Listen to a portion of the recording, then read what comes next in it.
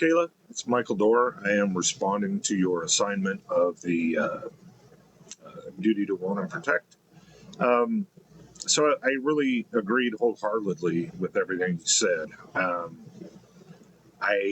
First of all, I think that request from the principal is pretty inappropriate. I think most principals worth their salt and that are invested in their job would be very aware of the sensitivity to things like that. So I think this scenario might be just a little bit flawed in that regard. Um, Not saying that it couldn't happen, it absolutely could, but I just don't think it would. I think that would be the exception rather than the rule. So, and I also liked your Bible verse. You know, there's a lot of, I wouldn't say a lot. I found a handful of Bible verses regarding privacy. Regarding greater safety, I really didn't find much. And as far as privacy versus public safety, I didn't find anything. So I think it's prudent to be a wise person and to rely heavily on the NASW's guidelines. And between the NASW's guidelines and the school policies and the scriptural teachings that we're getting in this program, I think those are a good triumvirate of resources to fall back on. And regarding the principal talking to him or her, I think that would be very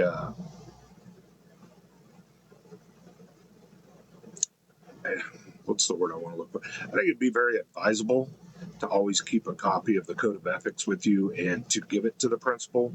And if it became a bigger issue, to give it to the school board, to let them know that, hey, you know, I've got a duty here, and it says it right here, black lettering on white background, that I need to take this seriously, and I'm taking this seriously.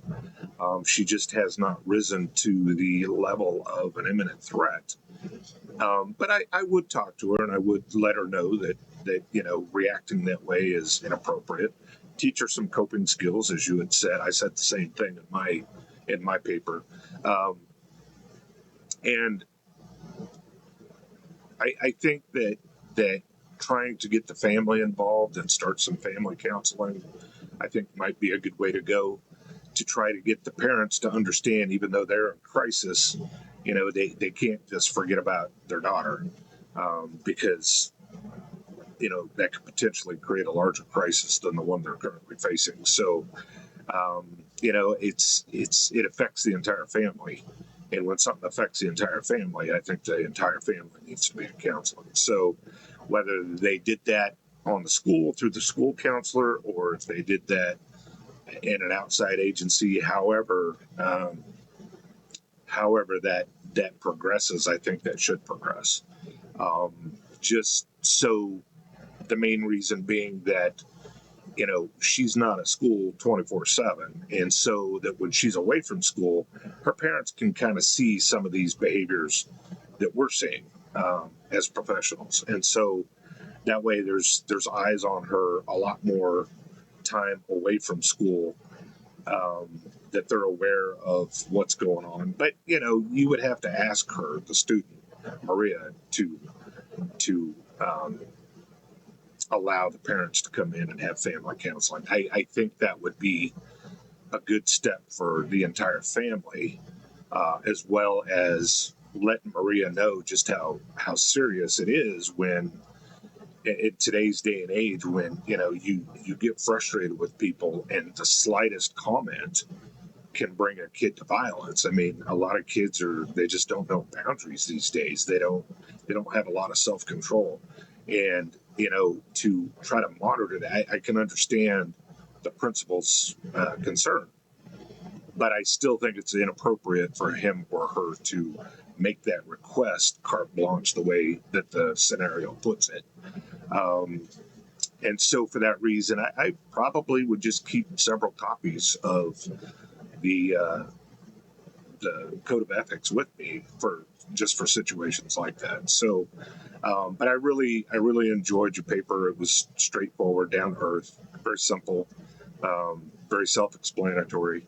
Just not a whole lot else to say about it.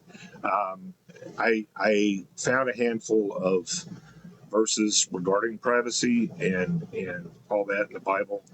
Hardly anything on public safety, and nothing at all on public safety as we know it versus privacy. So, times were different back then. I mean, it was the Romans were in everybody's face, and I don't think the threat of somebody um,